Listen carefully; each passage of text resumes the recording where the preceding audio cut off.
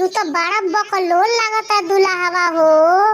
हऊ देखो ना स्वागत होता है ने तो ताकतारन होने।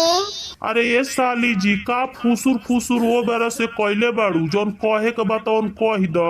मार्शल चढ़ी आइला से बाबू ना कहई बे दुल्हा।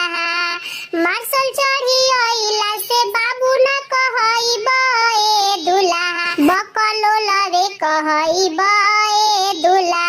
भैंसरवा रे कहई बे दुल्हा।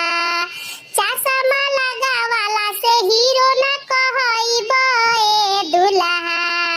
चश्मा लगावाला से हीरो ना कहई बे दुल्हा। भक चोनहरे कहई बे दुल्हा। भक चोनहरे कहई बे दुल्हा। सूट झमकावाला से सुपरमैन ना कहई बे दुल्हा। सूट झमकावाला से सुपरमैन ना कहई बे दुल्हा। भैंसरवा रे कहई बे दुल्हा।